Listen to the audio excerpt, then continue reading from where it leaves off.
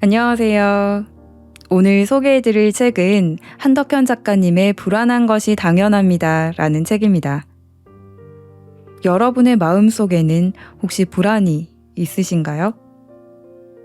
아마 불안한 마음을 언젠가는 느껴보셨기 때문에 이 책을 아마 클릭을 하셨으리라 생각됩니다. 사실 우리가 어릴 때는 서른 즈음에 라는 노래가 있듯이 어느 정도 나이가 들면 내 마음이 흔들림 없이 굉장히 안정적인 어른이 될 거라고 생각했을 텐데요. 사실 나이가 들면서 드는 생각은 전혀 그렇지 않으며 혹시 오히려 나이가 들수록 나를 불안하게 만드는 요소들은 더 많아지고 그것들로부터 내 마음을 지켜내기가 점점 더 어려워진다는 생각을 하게 되는 것 같습니다. 저 또한 그런 생각으로 이 책을 구입하게 되었는데요. 어른이 되었지만 여전히 내 마음은 불안하고 그것을 도와줄 어떤 전문가의 조언이 필요하다는 분들은 이 책을 읽으시면 도움을 받으실 수 있을 것 같습니다. 국내 스포츠 정신의학 분야를 개척하셨다고 하고요. 프로스포츠 선수들에게 심리자문 및 상담을 하고 계신다고 합니다. 벌써부터 믿음이 가시지 않나요? 이 책은 하지연, 윤홍균, 김경일 님이 강력 추천하시고 추천사까지 적어주신 책이에요. 저는 이분들의 책도 읽어보았기 때문에 이분들이 추천하신 책이라 하니 더 믿음이 갔던 것 같아요. 그래서 저는 이 중에서 이것저것 열심히 하는데도 불안한 이유라는 제목의 글과 또 실수할까봐 걱정이라면 이라는 제목 안에 실수를 만회하기 위해 알아둘 것, 무조건 실수를 잊으려 해서는 안 된다 라는 글을 읽어드리려고 합니다. 이것저것 열심히 하는데도 불안한 이유. 매사 말썽에 공부는 뒷전인 문제 학생도 재능은 있지만 만년 이군인 운동선수도 면담을 끝내고 나서며 하는 말은 한결같다. 이제부터 열심히 해보겠습니다. 감동 어린 눈빛과 비장한 각오로 진료실을 나서는 그들을 보면 꼭 그렇게 될 것 같지만 다음 시간에 면담을 해보면 달라진 게 거의 없다. 이유는 간단하다. 자신이 원하는 것이 아니라 세상이 정해준 것을 열심히 하려 들기 때문이다. 아무리 노력한다 해도 목표에 대한 확신이 없으니 좋은 결과를 기대하기 어렵다.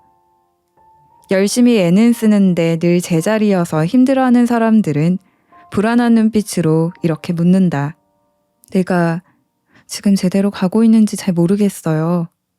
불안해서 이것저것 열심히 하는데 노력할수록 아무 의미가 없다는 생각이 들어요. 삶을 이끄는 두 가지 방식. 내 인생에서 열심히라는 말의 강박에서 벗어날 수 있었던 결정적인 깨달음은 정신과 전공의 초년 시절 정기 세미나에서 접한 한 논문에서 시작되었다. 인간이 무언가 수행하고 목적을 달성하고자 할 때 인간의 사고체계가 어떻게 작용하는지를 다룬 논문이었다. 간단히 설명하자면 이렇다. 인간의 사고방식은 크게 톱다운과 보텀업으로 구분된다. 톱다운 방식은 상이하달 형태로 큰 주제에서 시작해 그와 관련한 세부 항목을 찾아가는 것이다. 반면 보텀업 방식은 하이 상달 형태로 세부 항목에서 시작해 상위의 큰 주제에 접근하는 방식이라 할 수 있다. 일반적으로 사람은 상황에 따라 이 두 가지 방식을 적절히 적용해 주어진 과제를 해결하고 목적하는 바를 완성해 간다. 이것이 보통 사람들의 사고방식이며 이는 곧 삶을 살아가는 태도와 직결된다. 자폐와 정신지체를 가진 아이들이 무언가 열심히는 하는데 좋은 결과가 나오지 않는 것도 이와 관련이 있다. 개별 행동 하나의 완성도가 떨어지는 것도 문제지만 보다 근본적인 문제는 톱다운이든 보텀업이든 결과물을 도출할 수 있는 체제와 시스템이 부재하다는 데 있다. 당시 나는 세미나 후에도 동료들과 이에 대해 꽤 많은 이야기를 나누었다. 신뢰가 필요하다며 서로의 행동 양식에 이 이론을 적용해보기도 했다. 이를테면 1년의 목표를 세우고 그에 맞춰 분기별 목표를 세분하는 선배는 전형적인 톱다운 방식이고 언젠가 좋은 여자를 만나겠다며 노래면 노래, 공부면 공부, 외모면 외모, 뭐 하나 가리지 않고 섭렵하려는 친구는 보텀업 방식이라며 주변 사람들을 분석하는 것도 꽤나 흥미로웠다. 그러면서 나는 당시 내가 봉착했던 문제를 다시 바라보기 시작했다. 보통의 젊은이가 그렇듯 20대의 나는 사회가 인정하는 지위에 오르기 위해 노력해야 한다고 생각했다. 의사가 되고 나면 그에 맞는 일과 보수, 사회적 지위와 찬사가 함께 따라올 거라는 톱다운식 생각으로 하나의 목표를 향해 매진했다. 그런데 막상 의사가 되고 나니 생각한 것과 달랐다. 여전히 힘든 일은 계속되었고 훌륭한 의사가 되기 위한 노력도 멈출 수 없었다. 마음속에 드는 생각은 하나였다. 내가 생각한 목표가 이게 맞을까? 나는 이제 무엇을 위해 노력해야 하지? 그때 외국의 나이 많은 선배가 내게 한마디 했다. 지금 뭐라도 열심히만 해놓으면 나중에 그것이 굴비 엮듯이 하나로 엮여 뭔가 탄생하지 않을까?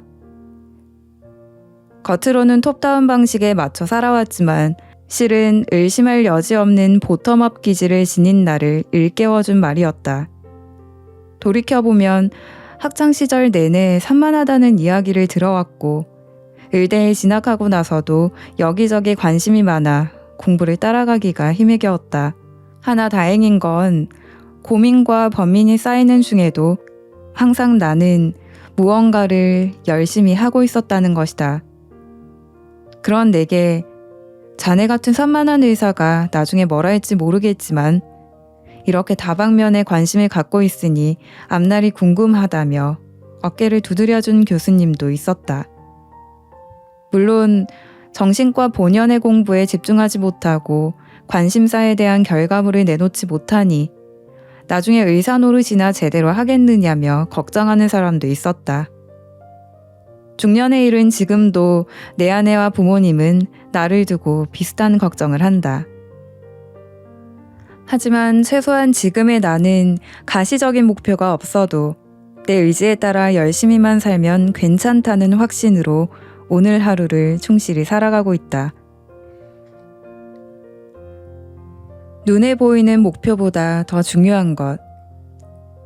마음이 시키는 대로 지금 이 자리에서 할 수 있는 일을 무엇이든 해나가는 것. 이런 보텀업 방식은 니체가 말한 자유의지와 닮았다.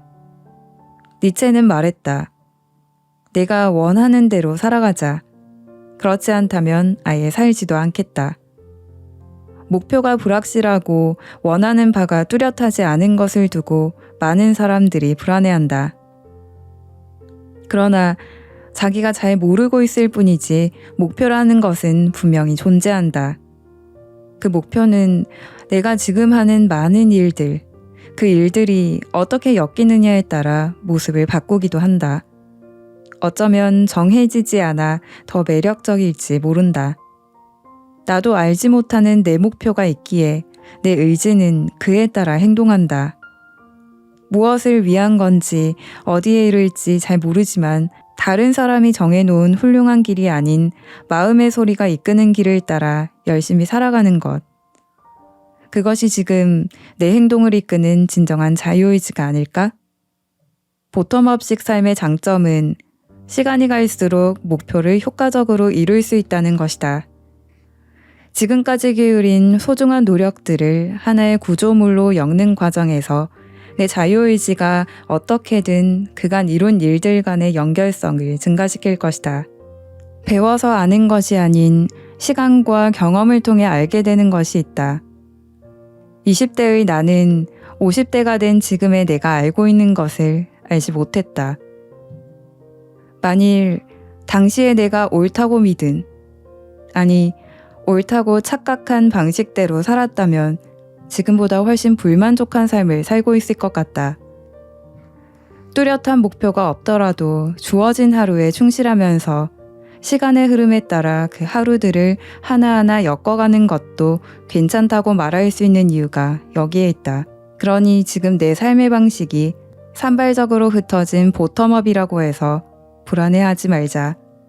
중요한 것은 그게 무엇이든 열심히 내 의지에 따라 움직이는 것이다. 또 실수할까봐 걱정이라면 고백하건대 의대생 시절에 나는 공부를 못했다. 특정 시기에는 정말 심각하게 못했다. 운동도 하고 공부도 하고 여자친구도 만나야 했기 때문이다. 당시 나는 하루에 서너 시간 자고 공부하는 친구들의 행태를 비웃으며 4시간 운동하고 1시간 공부하는 비의대생적 생활을 하고 있었다. 내가 왜 공부를 못하고 왜 성적이 나쁜지도 모르면서 자만과 허풍이 가득 찬 세월을 보냈다. 그러다 정말 공부를 잘하는 지금의 아내를 만났다. 하루에 3시간 자고 10시간 공부하며 한 번 보면 절대 잊어버리지 않는 비상한 기억력을 가진 엑스맨 같은 여자와 사귀게 된 것이다. 2년 선배였던 나는 신분의 차이가 느껴질 정도의 성적 차이를 극복하기 위해 공부를 해야겠다는 마음이 샘솟았다. 그래서 정말 열심히 공부했다.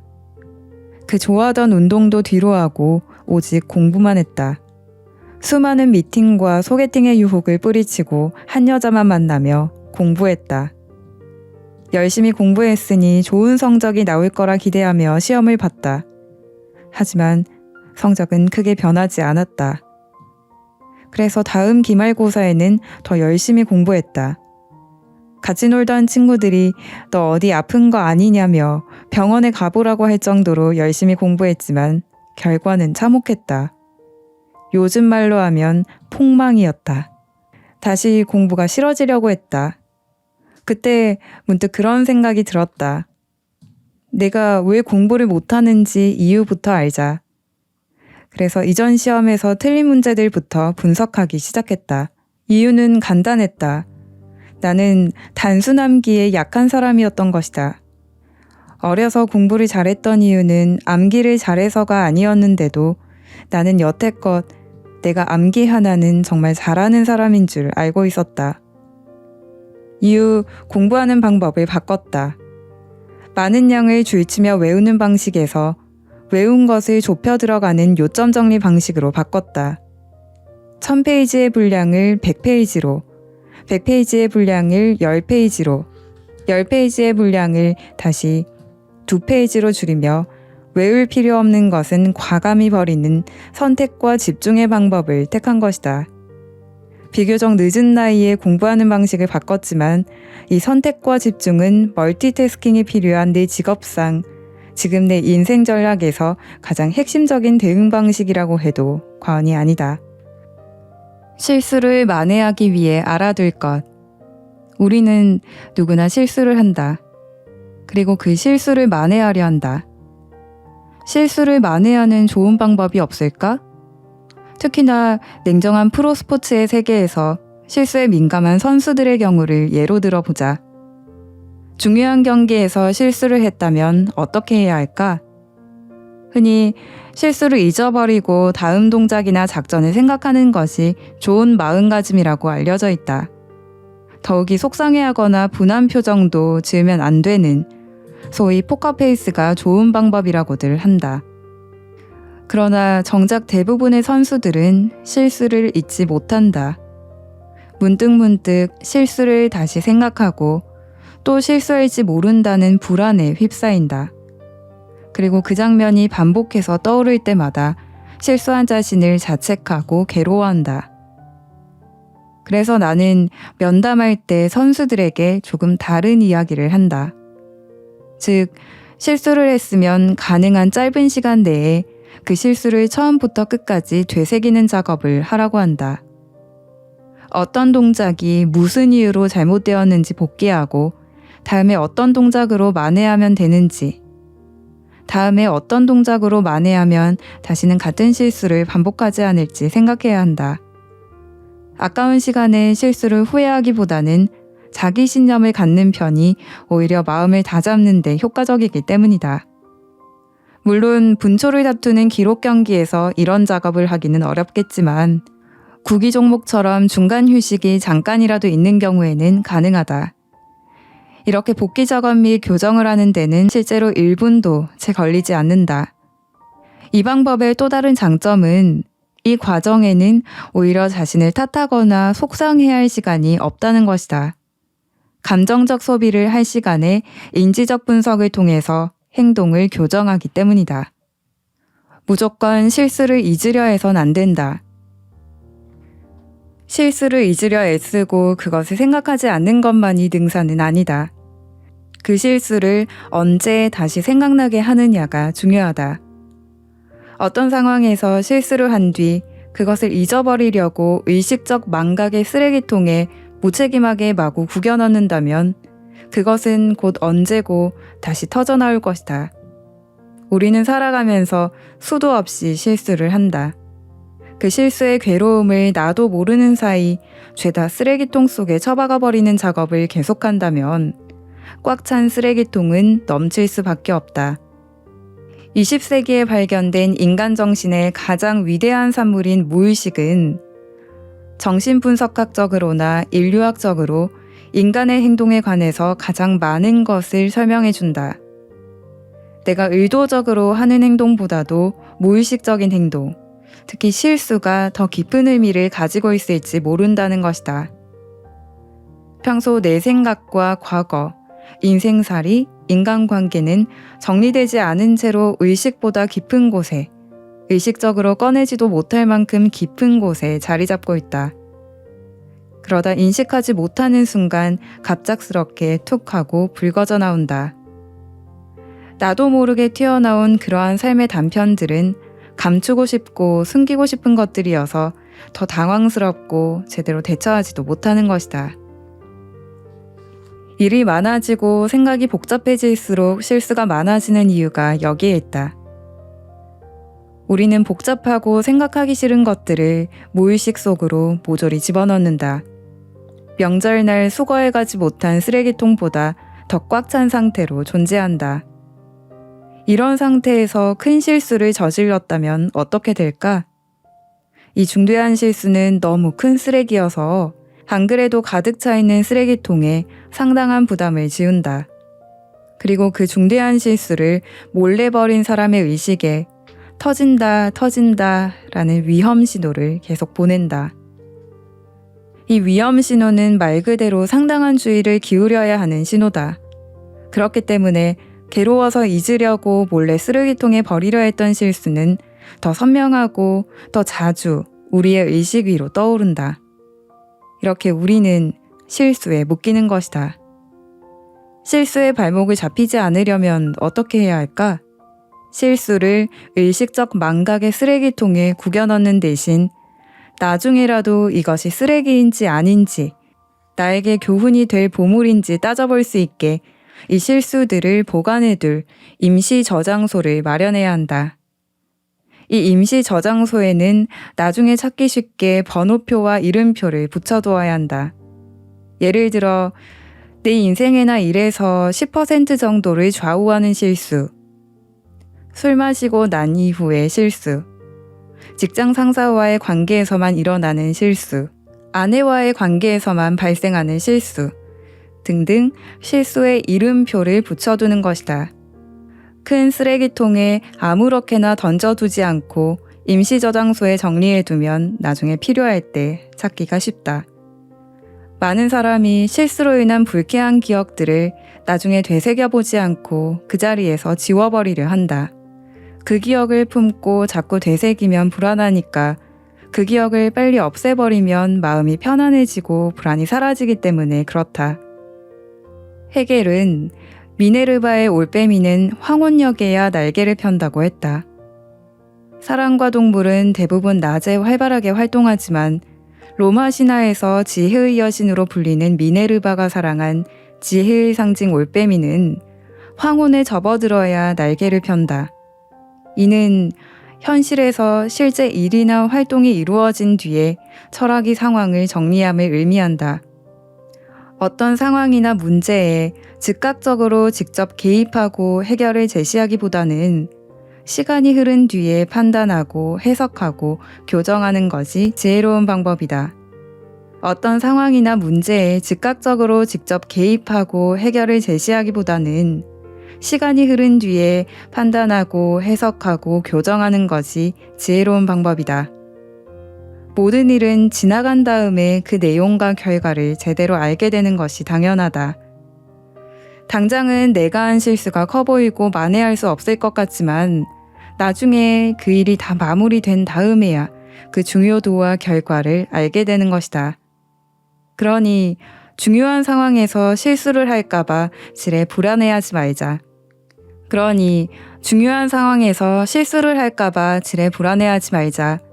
실수를 걱정하면 정말로 실수에 주문을 건 격이 된다. 실수를 리허설하는 것과 마찬가지라고나 할까? 우수한 선수와 평범한 선수의 차이는 실수를 배움으로 전환하는가 그러지 못한가에서 비롯한다. 실수를 빨리 잊는 것만이 능사는 아니다. 어떠셨나요? 조금은 나의 불안한 마음을 자연스럽게 받아들이고 그 대처 방법에 대한 팁도 조금은 얻을 수 있으셨으리라는 생각이 듭니다. 작가님의 솔직한 과거 이야기가 굉장히 재밌기도 했고요. 암기력이 좋지 않았는데 어쨌든 의대생이 되셨다는 것이 조금은 의문스럽긴 하지만 그런 솔직한 경험담들이 이 책을 더 재밌게 읽을 수 있는 요소가 되었던 것 같습니다. 그리고 책 뒤쪽을 보시면 이렇게 우울척도가 나와 있어요. 그래서 문항들을 읽어보시고 거기 체크를 해서 내가 지금 내 마음이 어떤지 체크를 해볼 수 있을 것 같고요. 제일 뒤에는 불안 척도가 나와 있거든요. 그래서 문항들을 보고 체크하셔서 내가 지금 내 마음의 불안이 어느 정도인지 체크를 해보는 시간을 가져보시면 좋을 것 같습니다. 관심이 가시는 분들은 한번 읽어보셔도 좋을 것 같습니다. 그럼 저는 다음에 또 좋은 책으로 찾아뵙겠습니다. 좋은 밤 되세요.